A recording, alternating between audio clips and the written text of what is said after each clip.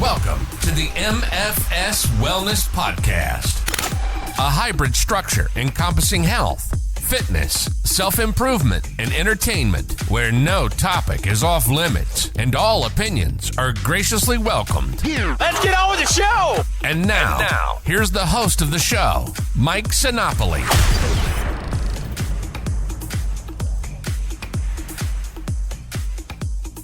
Welcome to the MFS Wellness Podcast. I am Mike Sinopoli, certified nutrition coach, consultant, counselor, call me whatever you would like. On this episode, I'm going to quickly rattle off some pros and cons to using MyFitnessPal, or really any type of food log or diary of any way to track your calories and your macronutrients at that. So what this is, if you haven't been on MyFitnessPal or used the tracking system or food diary, food log, whatever you want to call it, what that is kind of an accountability thing. It's very, very beneficial when you're starting to figure out how to regulate your eating. It's almost necessary at one point to sort of to have any success with diet.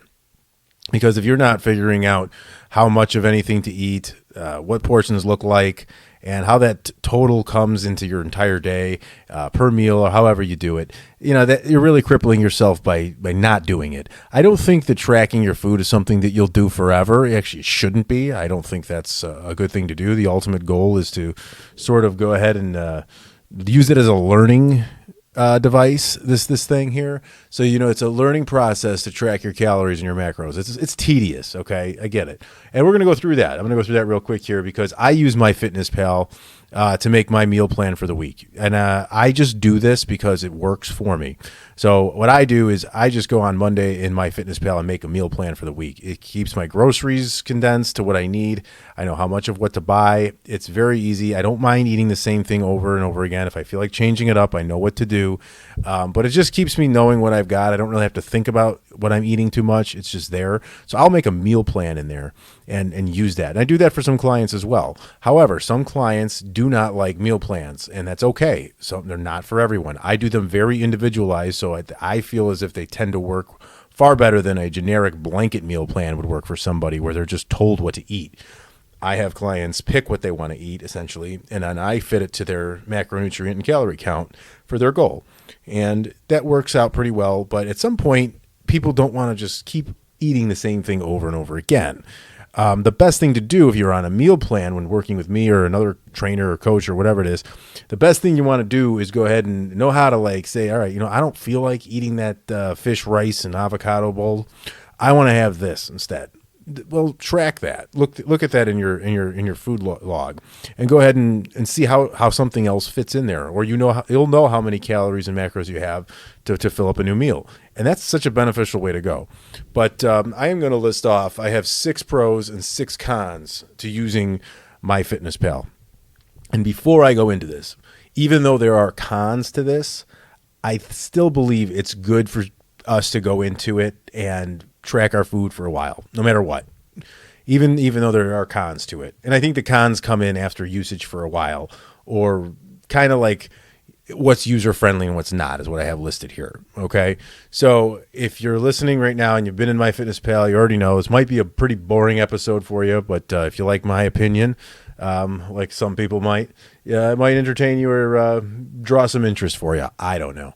So the pros to using MyFitnessPal. It has a huge database in there, so you can pretty much find any food within and be able to log that in. You can scan on your app. You can use the desktop for easier access. I like to use the desktop over the app myself. That is just because I'm creating a meal plan within MyFitnessPal. But if I'm tracking on the go, you're going to want to use the app, and you're going to want to go in there. I don't think the app is fun to use really, but you know what? It's better than nothing.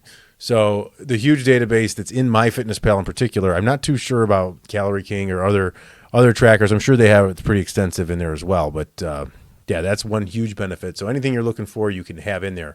You can also enter your own. You can enter your own meals in there too, your own entries. If you don't find what you're llooking for, maybe you find a recipe online, you can go ahead and find those calories, macronutrients, and add them in and create the entry yourself, which is a nice feature to have so that you're right on point. it has a place. It's a place in MyFitnessPal. You can set your calories and your macronutrients. So you have a place where you know after you've gotten your calories run for your goal, whether that's fat loss, maintenance, or surplus, which would be muscle gain, you can enter those in there and they're logged in. Now you know every day to log in and hit those numbers and go. And the macronutrients will be there too, the protein, the fat, and the carbs.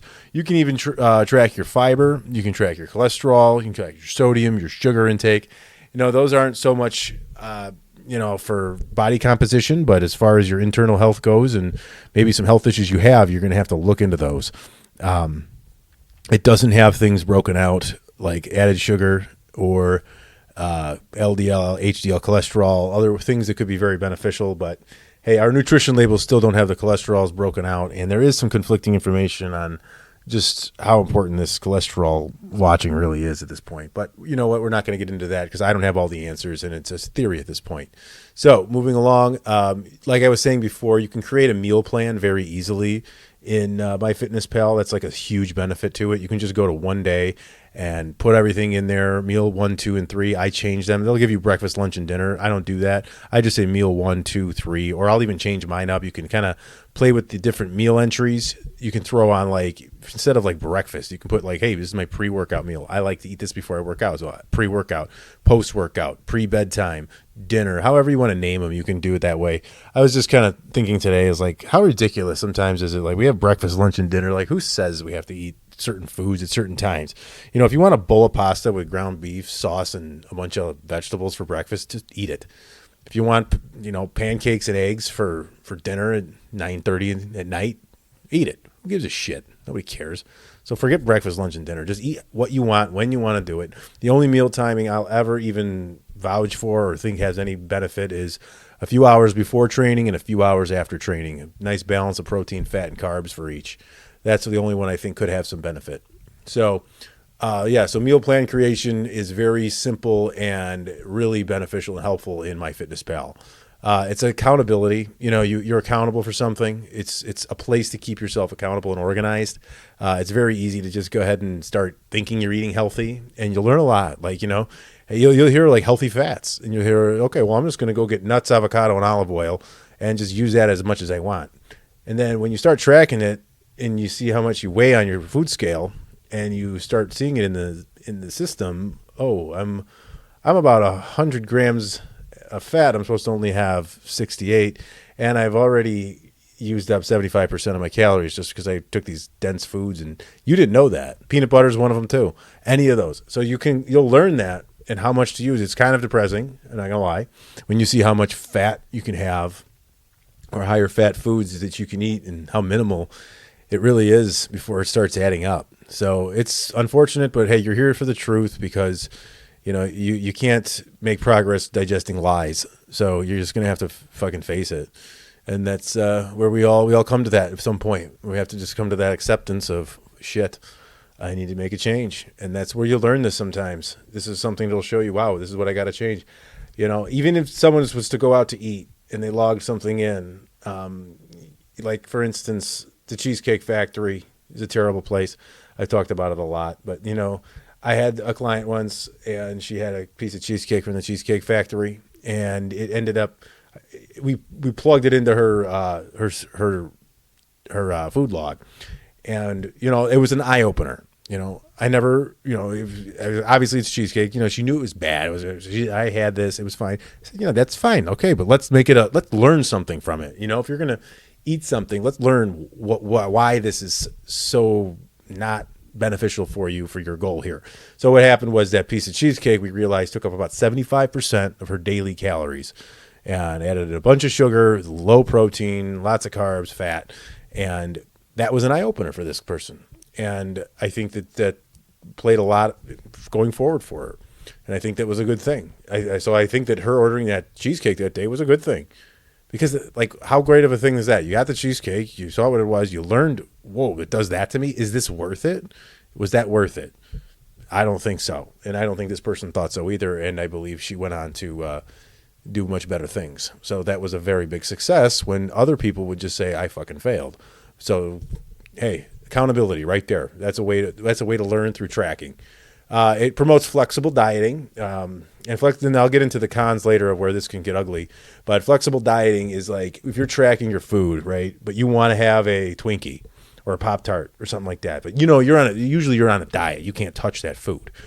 So what I'll say is you're tracking. Okay, you know what? If you want a Pop-Tart, put it in. Go ahead. Eat what you want, but put it in there. And then one day you're going to realize, okay, I've had a Pop-Tart every day. I hit my calories, I hit my macros, and then you're going to be like, whoa, I lost some weight on the scale. I'm looking different than here, but I'm eating Pop-Tarts all the time. It's an amazing moment. The only problem is that sometimes at first people can get a little carried away and they'll start consuming all of their fat and carbs from shit sources like Pop-Tarts, which is fine body composition wise. So you're going to be able to hit your body composition, but are you really feeding your body well on the health and internal nutrient side with those? You're not. So that's going to be a pro and a con. I'm going to bring this up later. But the flexible dieting aspect of it is a pro because you realize that you can eat these things, which will keep you going. This will keep you going, kind of like instead of quitting and feeling deprived, you can have this Pop-Tart and you realize I can do this and make progress. But if you let it get carried away where everything's a Pop-Tart, a Twinkie, an Oreo, a handful of cereal, and it's all that shit, but you haven't had any decent carbs like potatoes or rice or something like that that's way more nutrient dense, you're going to run into some health issues at some point doing that too much. So, again, balance. And again, I think I said it before, ability to enter your own entries. We talked about that. So those are the pros. I think it's worth being on to track for a while. But there are cons to it. So once you've been on there, these are kind of the things you have to look for.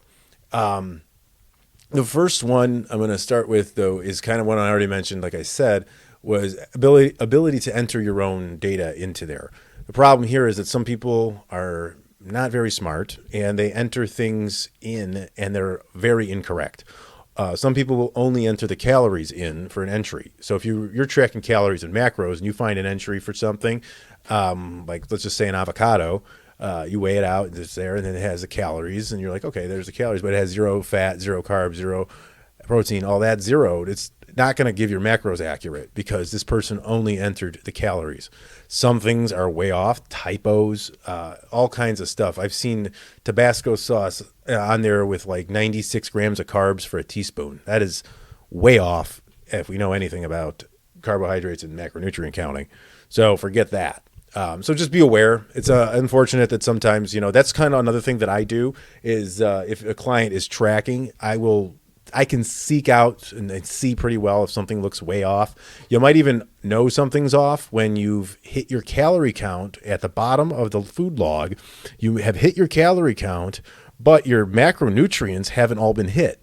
So when you see that and it's way off, there'll always be a little discrepancy here and there sometimes, but when that's way off, you can tell, okay, an entry's got to be wrong somewhere.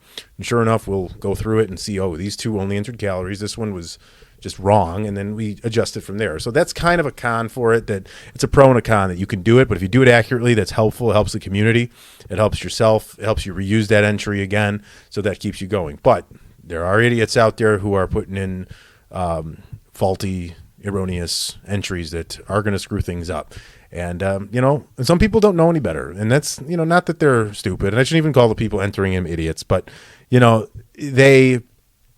they don't know any better at that time. So they think they're doing good and then they're not. That's one of the most frustrating things that you can do when you're trying to improve your diet and fitness and health. And you think you're doing right, but you're not. That's the ultimate frustration. So we want to avoid that. And these poor entries, these erroneous ones can sort of bring that on. So that's a con for this, in my opinion. There's this feature. Now, this one really bothers me a lot. There's a feature that's on MyFitnessPal, and I don't know how, but so many clients accidentally or somehow have something connected, maybe it's within their phone or an Apple Watch or a Fitbit, that tracks their exercise. And their exercise, what MyFitnessPal will do is say, you've earned 384 extra calories today from exercise. That is the worst thing you can do because they have no clue how much you've actually burnt. So to recommend a food amount or a calorie amount, I should say, in place of that is false, is wrong to me. It's like, plus if you're doing this right, you've already put your calories and macros in that have been generated with your daily activity estimated already there. So the exercise you're doing is already accounted for in your macro and calorie count that you've entered in MyFitnessPal that you're going to go off of. So what happens there is if you start connecting a device to this MyFitnessPal app, it's going to add calories in. And if you don't know that you've already entered them in and it says, oh, look, I got 400 extra calories to eat today because I went for a run or whatever it is. That's not right. You're going to overeat and you're going to be frustrated again. And I would disable that. Don't even bother tracking my exercise in MyFitnessPal. It's completely food-based for me. I do my own thing and I track that elsewhere. I think that just leave those two alone. That system does not know what kind of calories you burned. I don't care what information it asks for, what it's reading, what heart rate it knows. I don't care. I would ignore it. And if you're doing it right, your macros are generated from external sources and put in there. My opinion, but I think it's a pretty strong one that I have, and I've seen people get pretty frustrated over that. Anyways, so yes, turning off the feature that adds calories from exercise, please. All right. It doesn't promote clean food sources necessarily. To do this kind of goes along with the flexible dieting I was talking about.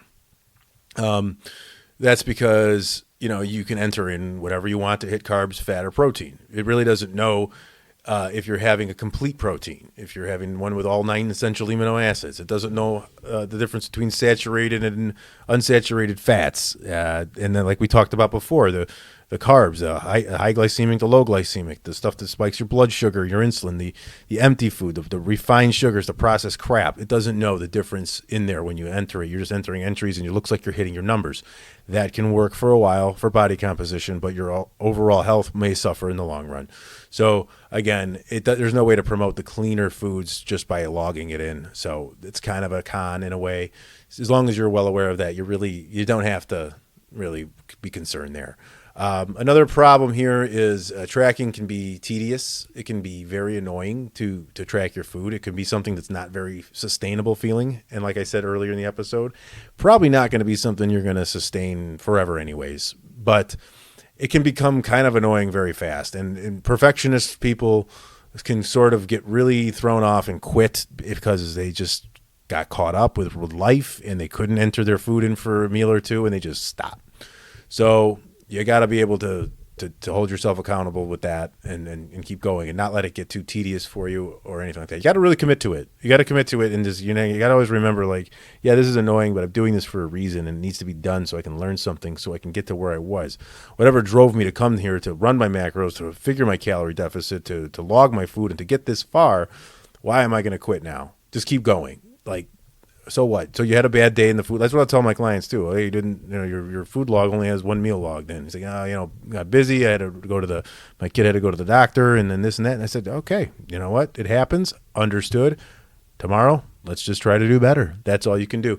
So don't quit because it's tedious or you have a moment where you just feel like you fucked up and you're done. So just keep going with the tracking until you really feel like you've learned something, you've gotten somewhere with it. Then that's when you start to pull back and you can kind of eat more, as they say, intuitively. Sometimes I think another one is they set the calories too low. I don't know where they come up with it or how, to be honest with you, because I've always just run my own through my own calculations and calculators I'll use and take an aggregate for people. But I've seen this, if you don't put something in there for women, if you just say, hey, when you sign up, I'm a woman, this and that, they seem to want to throw 1,200 calories on this thing. And I don't know what this 1,200 calorie thing is for women, but it's way too low, entirely too low, especially to start out. I've talked about this before, but when you're in a calorie deficit, it's a range, and you want to start towards the top of that range because you want to lose fat while you're eating as much as possible. And it ain't 1,200 calories.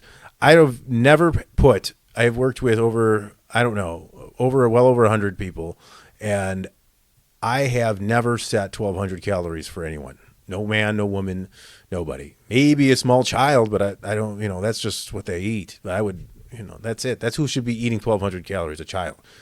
Not a human. I don't know why they put that in there, and people will just go with it because they don't know any better. I don't know. MyFitnessPal says 1,200, so I'm going to eat that.